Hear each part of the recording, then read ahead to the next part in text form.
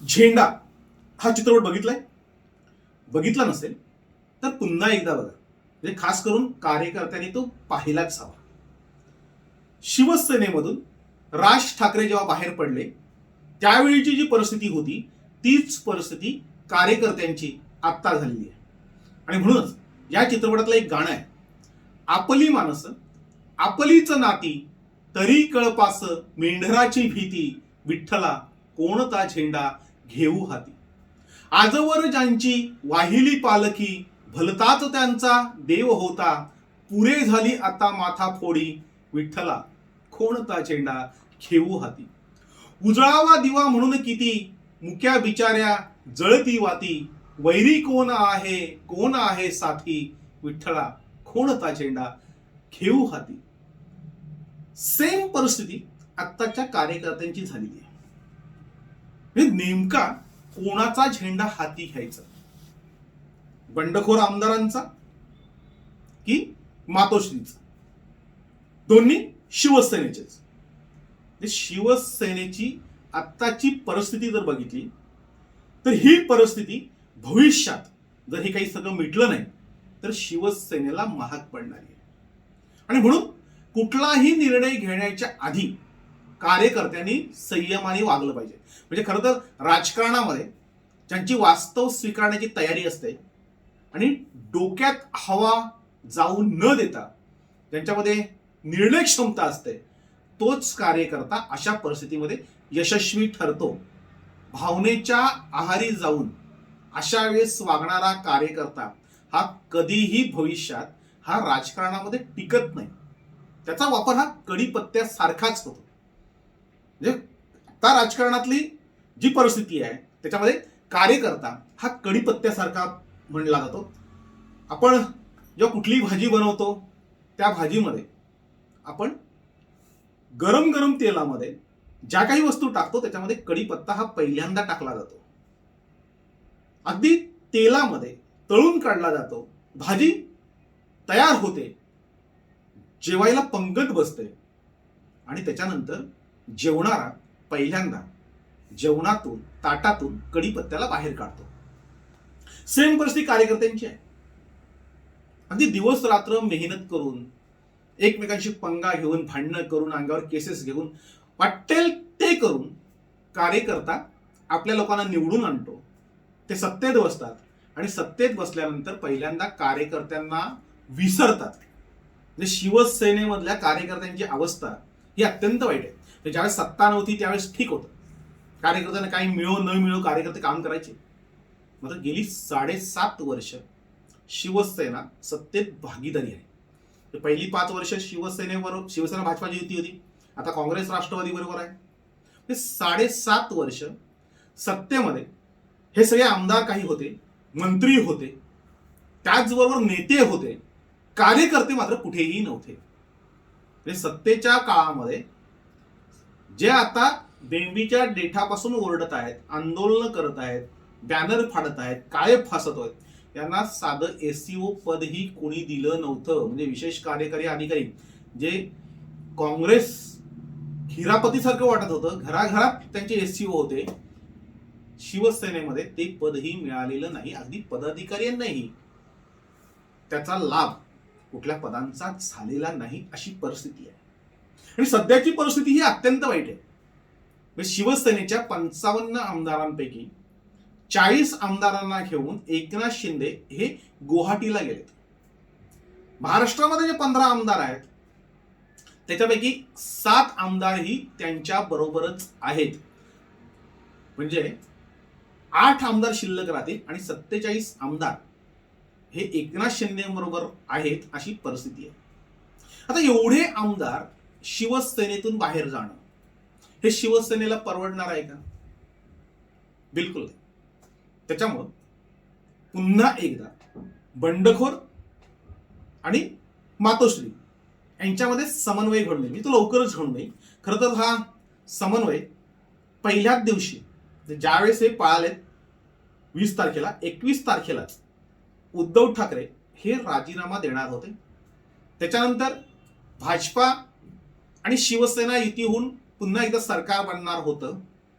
मात्र शरद पवारांची एंट्री झाली आणि शरद पवारांनी जी गेम खेळली त्याच्यामध्ये शिवसेना भरडून निघाली, आमदार जे पळाले ते वेठी धरले गेलेत आणि कार्यकर्त्यांची अवस्था ही अत्यंत वाईट झालेली आहे. ह्या सगळ्या प्रकरणामध्ये नेमका बळी कोणाचा जाणार आहे? तर बळी जाणार आहे याच्यापैकी काही आमदारांचा. म्हणजे जे आमदार गेलेत त्यांच्यापैकी काहींचा बळी जाणार आहे. त्याचबरोबर जे आता मी या गटाचा मी त्या गटाचा असं जे करणारे पदाधिकारी आहेत, जे प्रमुख पदाधिकारी जे आहेत त्यांच्यावरही गदा येणार आहे. काहींचा त्याच्यामध्ये बळी जाणार आहे आणि कार्यकर्त्यांचा तर बळी ठरलेलाच असतो. त्याच्यामुळे कार्यकर्त्यांनी संयमाने वागणं यावेळेस गरजेचं असतं. म्हणजे जोपर्यंत निर्णय येत नाही. म्हणजे अजूनही शिवसेनेच्या कार्यकारिणीमध्ये एकनाथ शिंदे आहेत. कार्यकारिणीची बैठक झाली त्यावेळेस शिंदेंना कार्यकारिणीतून काढलं जाईल असं सांगितलं होतं. मात्र कुणालाही कार्यकारिणीमधून काढलेलं नाही. काढलंय कुणाला? तर 2-3 कार्यकर्ते जे काढलेत त्याच्यामध्ये नरेश मस्के असतील, राहुल लोंढे असतील किंवा आणखी कोणी जे असतील ते खालच्या कार्यकर्ते जे आहेत त्यांचा बळी दिलेला आहे.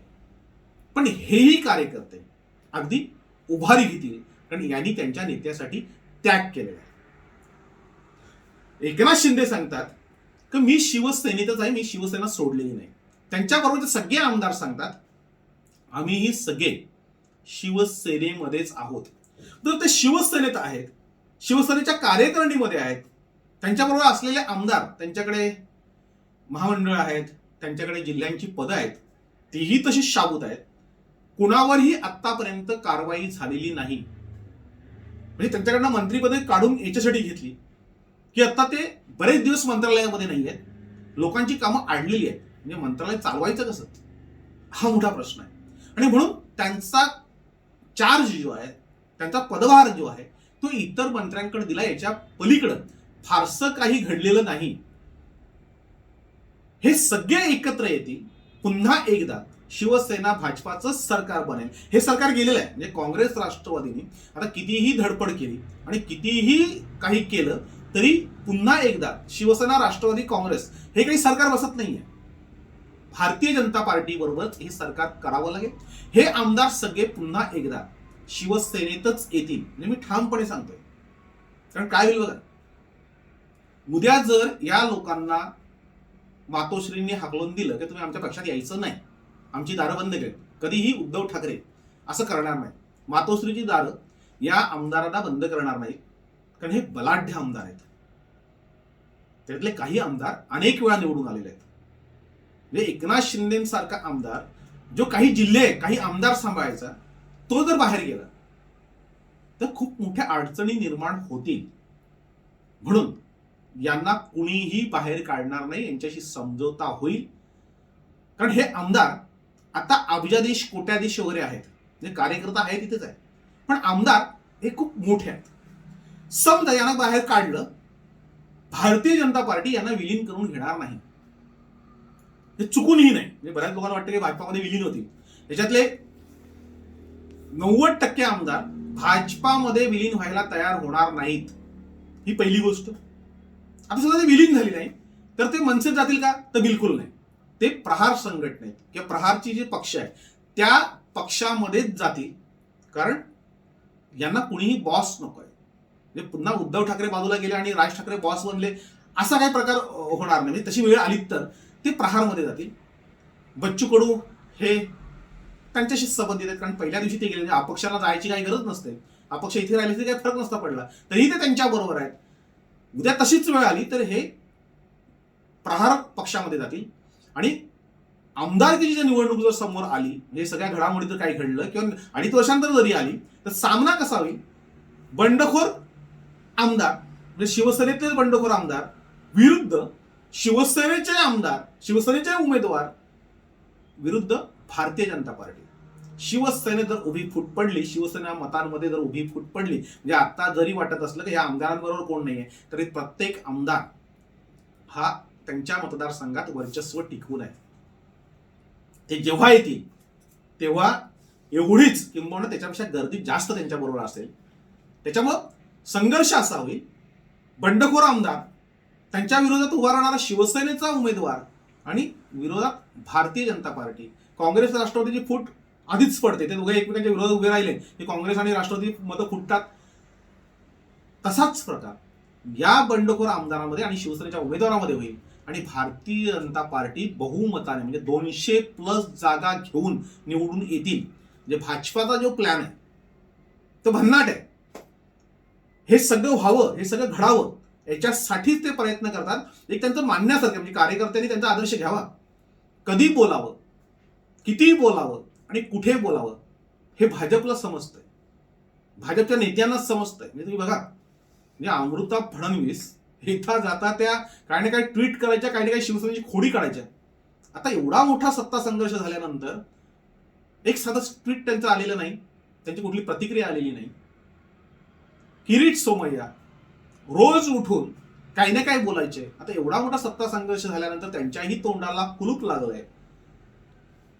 देवेंद्र फडणवीस अत्यंत चलाखीने, हुशारीने ह्या सगळ्या गोष्टी करतायत आणि याचा फायदा हा फक्त भाजपाला होईल जर मातोश्रीचा निर्णय चुकला तर.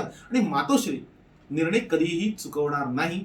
समजा त्यांचा निर्णय चुकला आणि हे लोक समजा बाहेर पाठवले, हे पक्षातून बाहेर गेले, ते एवढेच जाणार नाहीत, याच्यापेक्षा आणखीन जास्त होतील. कारण बरेचसे पदाधिकारी जातील, बरेचसे जिल्हा प्रमुख जातील, बऱ्याच मोठ्या घडामोडी घडतील.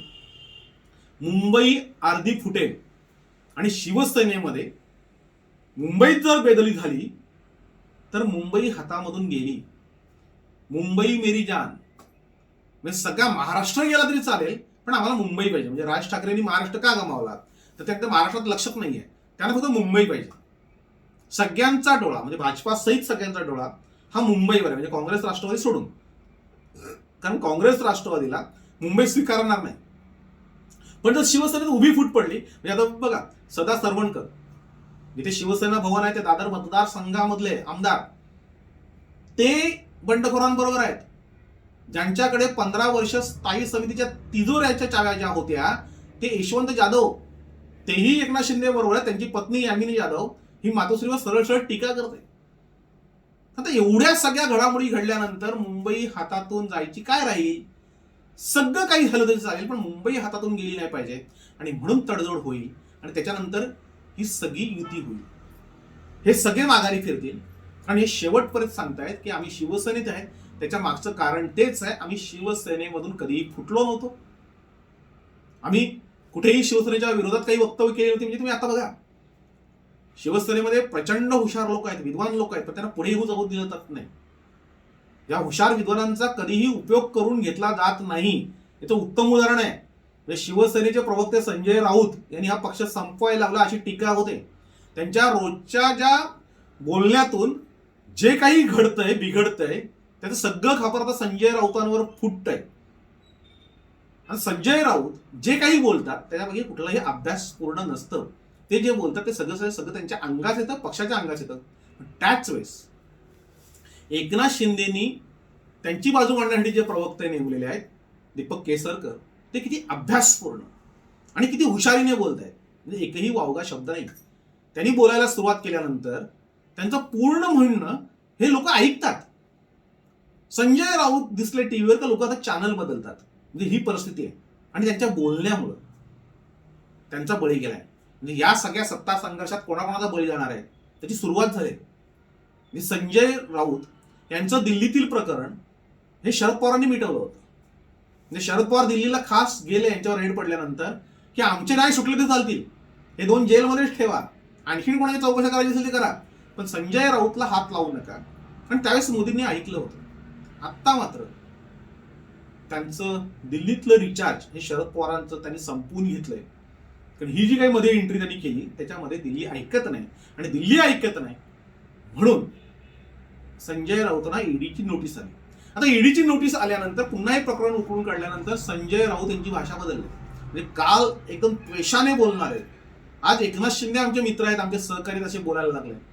जिथे संजय राऊत बदलतात तिथे तुम्ही आम्ही खूप छोटे कार्यकर्ते आहोत, आम्ही टीका करून करणार काय आहोत. म्हणजे ठाणे पालघर जिल्ह्यातील शिवसैनिकांची परिस्थिती एवढी वाईट झालेली आहे की एकनाथ शिंदे आज मंत्री आहेत ते उद्याही मंत्री असतील, मग त्यावेळेस आम्ही जायचं कुठे? म्हणजे आता आम्हाला आंदोलन करायला सांगतात, आम्ही आंदोलन करतोय. म्हणजे खरं तर ज्यांना राजकारण कळत नाही ते टोकाची भूमिका घेऊन राजकारण करतायत, ते वाटेल ते शब्द बोलतायत, ते काळं फासतायत किंवा आणखीन बऱ्याचशा गोष्टी करतायत. उद्या या सगळ्यांना त्यांच्याच आमदारांच्या समोर जाऊन उभं राहता आलं पाहिजे. एवढी किंमत ठेवा.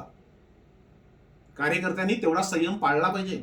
हे सगळे आमदार त्यांच्या मतदारसंघात पोहोचल्यानंतर, कारण आपण तिथे जे आहेत तिथे खायचं आणि झोपायचं आणि त्याचबरोबर दिवसभर फक्त मोबाईल बघायचा. तुम्ही जे काही सगळे आंदोलन करताय, तुम्ही जे सगळं काही लिहिताय, तुम्ही त्यांना जे गद्दार भडवे वेगळे जे काही सांगताय ते सगळं तिथे आरामात लिहून वाचतायत, त्याच्यासाठी नोट्स काढतायत. आपला कार्यकर्ता कोण आहे, आपल्या विरोधात कोण बोलतोय, याची सगळी टिप्पणी चालू आहे. ही लोक पुन्हा आमदार होतील, पुन्हा ते मतदारसंघात येतील आणि त्यावेळेस आपल्याला हे सगळं अडचणीचं होईल. मला कधी कधी कार्यकर्त्यांचं आश्चर्य वाटतं. कोणीतरी काहीतरी सांगतो आणि भावनेच्या भरात आपण निर्णय घेतो. या सगळ्या भावनेच्या भरात घेतलेले निर्णय आपल्याला नंतर महाग पडतात. अनेक कार्यकर्ते संपलेले आहेत, अनेक पदाधिकाऱ्यांचं राजकारण संपलेलं आहे. म्हणजे मोठे मोठे पदाधिकारी मी बघितले ते राजकारणातून उठलेत. म्हणजे उद्या पालघर आणि ठाणे जिल्ह्याची अवस्था काय होणार ती बघा. एकनाथ शिंदे हे दोन्ही जिल्ह्यांवर वर्चस्व ठेवून आहेत. मी इथे उमेदवारही तेच वाटतात, उमेदवारांना खर्चाला पैसेही ते देतात, पूर्ण राजकारण हे तेच सांभाळतात. म्हणजे जरी पालघरचे पालकमंत्री दादा भुसे असले तरी पालघर जिल्ह्यातील कार्यकर्ते एकनाथ शिंदे यांच्याशिवाय पुढे जात नाहीत. म्हणजे खरं तर पालघर आणि ठाणे या दोन्ही जिल्ह्यातील 99% कार्यकर्त्यांना मातोश्रीवर प्रवेशच नाहीये. म्हणजे मातोश्रीवर यांना कोणीही विचारत नाही आणि एकनाथ शिंदेना डावळून कोणीही मातोश्रीवर जात नाही. आणि मुंबईचा कुठलाही नेता ग्रामीण भागाकडे लक्ष द्यायला तयार नाही. त्यांच्याकडे त्यांचंच भरपूर पडलेलं आहे. ग्रामीण भागात कोण बघणार आहे? इथे फक्त एकनाथ शिंदे बघत होते. आणि एकनाथ शिंदेच्या समोर जेव्हा ही कार्यकर्ते मंडळी जातील तेव्हा यांची अवस्था ही अत्यंत वाईट होईल. म्हणजे एकनाथ शिंदे विरोधात राहू देत, ते आणखीन कुठल्या पक्षात जाऊ देत किंवा ते शिवसेनेत परत येऊ देत, एकनाथ शिंदे हे त्यावेळेसही बॉस होते, आजही ते बॉस आहेत आणि ते उद्याही बॉस राहते. म्हणजे आम्ही पत्रकार मंडळी जेव्हा त्यांच्याकडे बघताना बघायचो की ठीक आहे एकनाथ शिंदे एक 10-15 आमदार त्यांच्याबरोबर सपोर्टेड असतील, कारण ते आमदारकीला प्रत्येकाला पैसे देतात, ते खर्च करतात, त्यांना सांभाळून घेतात, त्यांची कामं करतात, 10-15. पण त्यांच्या बाजूने ज्यावेळेस मोठमोठे मंत्री, म्हणजे आता एक मंत्री शिल्लक आहे फक्त, बाकी सगळे मंत्री गेलेले आहेत विधानसभेमधली, सगळेचे सगळे मंत्री हे एकनाथ शिंदेच्या बरोबर आहेत. एवढी मोठी माणसं एकनाथ शिंदेच्या बरोबर का जातात? एवढ्या मोठ्या संख्येने आमदार त्यांच्याबरोबर का जातात? म्हणजे उदय सामंत सारखा मंत्री जो जेव्हा तिथे जाऊन मिळतो तेव्हा सगळं संपलेलं असतं. जे एकनाथ शिंदे यांचं नेतृत्व सगळ्यांनी मान्य केलेलं असताना आता त्यांना विरोध करण्यात, त्यांच्या विरोधात सभा घेण्यात, त्यांच्या विरोधात काही बोलण्यामध्ये आता काहीही अर्थ उरलेला नाही. हा, ज्यावेळेस ते फुटतील, ज्यावेळेस ते शिवसेना सोडून जातील, ते मातोश्रीच्या विरोधात बोलतील, ते आणखीन काही शिवसेनेच्या विरोधात कारवाई करतील, त्यावेळेस शिवसैनिक खवळून उठला, पेटून उठला तर समजू शकतो. आता जोपर्यंत उद्धव ठाकरे हे स्वतःच सांगतायत, त्यांचं आजचं पत्र आजच दिलंय की सगळ्यांनी माघारी फिरा, या आपण बसून चर्चा करू, ते चर्चा करायला तयार आहेत. आणि आपण लोक कार्यकर्ते, तुम्ही गद्दार आहात, तुम्ही भडवे आहात, अगदी तावाने बोलतो. कशासाठी बोलतो? पक्षासाठी बोलतो. का बोलतो? निष्ठावंत हा म्हणून बोलतो. अरे पण निष्ठावंतांचं नेमकं काय आहे? म्हणजे त्यांनी कोणता झेंडा हाती घ्यायचा? ज्यावेळेस हे सगळं मिटेल, म्हणजे अजून 1 महिना हे सगळं चालणार आहे, या 1 महिन्यामध्ये आपला कोण परका कोण याची पारख होईल. म्हणजे ती मातोश्रीलाही होईल की आपल्याबरोबर कोण आहे, आणि या गटातलाही होईल की आपले कोण आहे.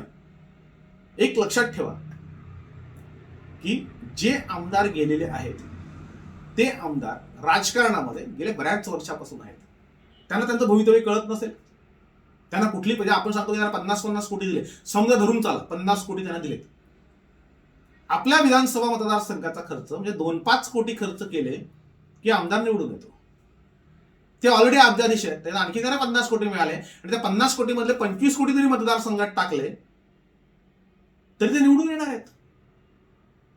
कार्यकर्त्याला काय मिळणार आहे? म्हणून कार्यकर्त्याचा बळी जाऊ देऊ नका. अशा वातावरणामध्ये, अशा सिच्युएशनमध्ये भारतीय जनता पार्टी काय बोलत नाही, काँग्रेसचे कार्यकर्ते काही बोलत नाहीयेत, राष्ट्रवादीचे कार्यकर्ते काही बोलत नाहीयेत.